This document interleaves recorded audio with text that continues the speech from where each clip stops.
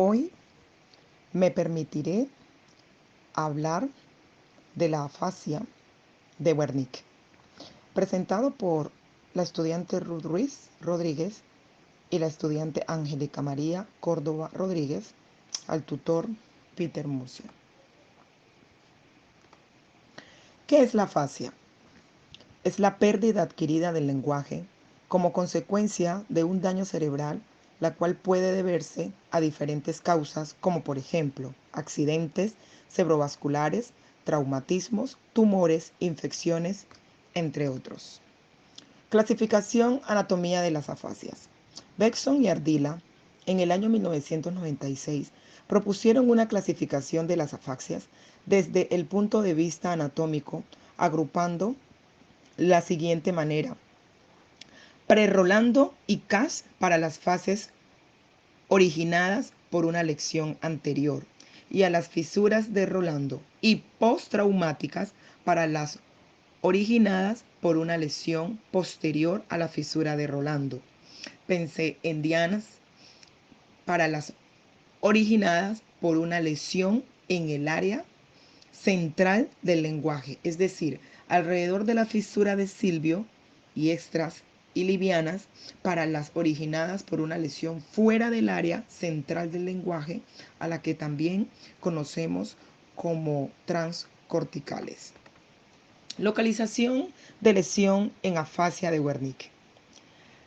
La aleación de la fase de Wernicke se ubica en el tercio medio y posterior de la circulación superior temporal izquierda, extendiéndose a la circunvolución es marginal y supramarginal.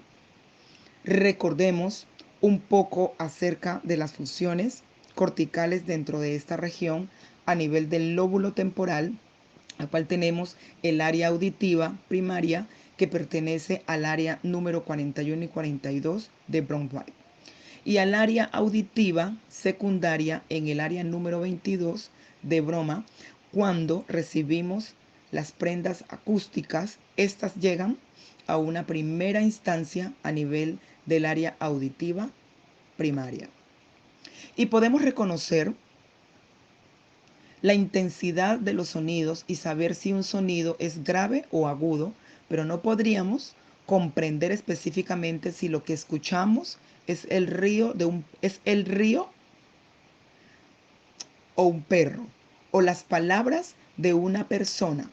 Esto se puede realizar después que la información auditiva es pasada del área auditiva primaria al área auditiva secundaria, donde se realiza la interpretación de la información auditiva. Por tanto, la comprensión de las palabras con sus respectivos significados depende de este nivel, pero no solo la comprensión auditiva se encuentra en el área de Wernicke. También la comprensión del lenguaje escrito. Esto se debe a su conexión con el lóbulo occipital, la cual envía la información visual de lo que se está observando para posteriormente ser reconocido con palabras y su respectivo significado. Otros sinónimos de la afasia de Wernicke. Hablemos de la afasia sensorial.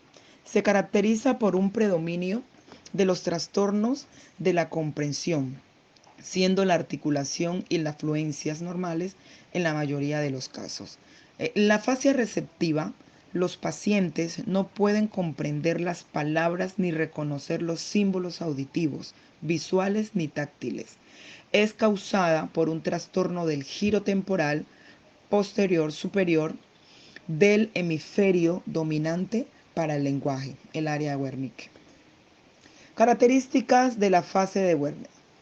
En la expresión oral, inicia con discurso vacío, acentuación y entonación del lenguaje conservado, fluido, buena articulación, longorrea, parafasias semánticas, parafasias fonológicas, neologismo, disminución de uso de las palabras de clase abierta, paragmatismo. Estas últimas dos constituyen a los sustantivos, verbos, adjetivos, adverbios, y el uso incorrecto de palabras de clases cerradas. Características en la lectura. En la lectura, ¿qué podríamos decir? La lectura en la voz alta. EPFF, neologismo.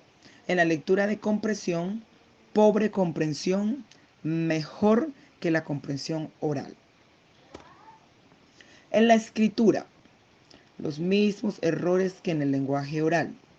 Paragrafias semánticas, paragrafias literales, neologismo, mensajes ininteligibles. Allí podemos ver un ejemplo escrito en nuestra diapositiva. Muchas gracias. Allí les dejo reflejado las fuentes de donde adquirimos esta información. Buenas noches.